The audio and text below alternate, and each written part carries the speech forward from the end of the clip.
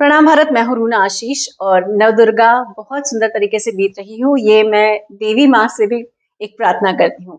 मित्रों, जब भी बात आती है, मेरी सहेलियों जब भी बात आती है नवदुर्गा की, तो ऐसा लगता है कि सारे सजे धजे लोग गरबा खेलने जाते हैं या फिर माँ के दर्शन करने जाते हैं, चढ़ावा चढ़ाने जाते हैं, अलग अलग मंदिरों में जाते हैं। लेकिन हमेशा एक महिला की सुंदर सी प्रतिमूर्ति या एक इमेज सामने आती है। अब सोचिए, अहमदाबाद का एक ऐसा समुदाय है जहां पर महिलाएं नहीं बल्कि जो मर्द हैं वो सज धज कर रहते हैं और माँ की पूजा करने, अर्चना करने और उनके सामने गरबा करने के लिए जाते हैं। मैं बात कर रही हूँ गुजरात के अहमदाबाद का एक समुदाय है बड़ौत समुदाय, उसके बारे में। मित्रों, कहा यह जाता है कि बड़ौत समुदाय में अष्टमी के दिन, 8वां दिन जो होता है, उस दिन जितने भी घर के पुरुष होते हैं वो महिलाओं का रूप धारण करते हैं और फिर देवी माँ की पूजा करने और उनके सामने गरबा करने के लिए जाते हैं।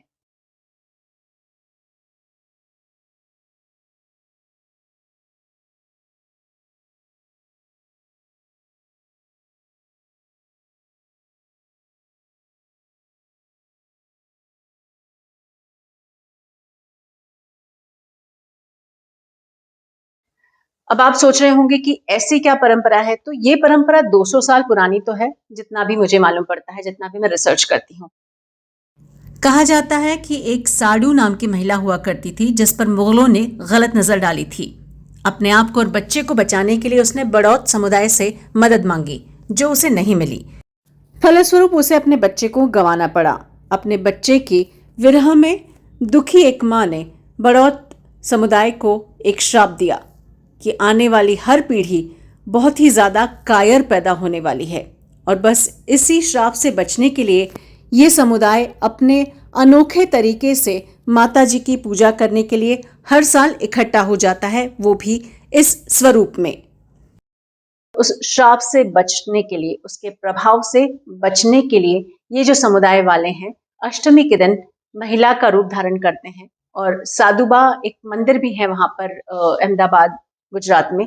और वहां पर जाकर ये पूजा अर्चना करते हैं और देवी से ये प्रार्थना करते हैं कि उनके समुदाय में किसी भी तरीके की तकलीफ ना आए, कोई आपदा ना आए, वो और उनका परिवार अच्छे से बचे रहें।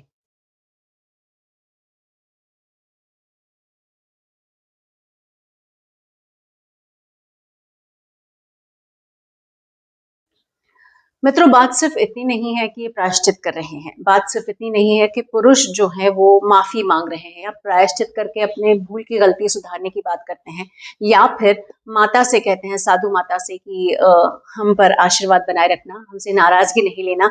अगर कोई नाराजगी है हमसे पूर्वजों से हो गई है, 200 साल पुरानी परंपरा है, इसलिए बताती हूँ कि हमसे हमसे पूर्वजों से हो गई है, तो उसके लिए हमें कान पकड़ के हम माफी करते हैं, आपके सामने गरबा भी करते हैं, आपको प्रसन्न करते हैं।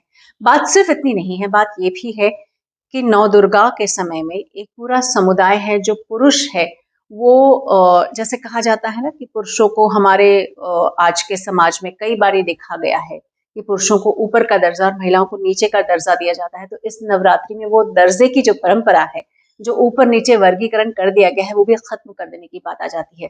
वरना कोई पुरुष क्यों महिला का रूप धारण करके एक माता के मंदिर में जाएगा और सुंदर सा रूप निकालकर पूजा अर्चना करेगा और प्रायश्चित करेगा। यानी कि हमारे हिंदू और सनातन धर्म में, या जब भी इस परंपरा की शुरुआत हुई है, तब से लेकर अब तक ये मान लिया गया है कि नवदुर्गा है तो हमारे देश की बहू बेटियों को समान रूप से सम्मान देना होगा, और ना कोई ऊपर ना कोई नीचे।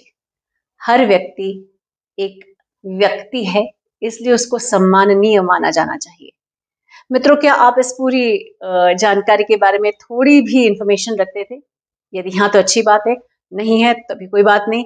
कुछ और एडेड इंफॉर्मेशन है तो वो भी जरा मुझे कमेंट बॉक्स पर लिख कर बता दीजिए। प्रणाम भारत, जय हिंद।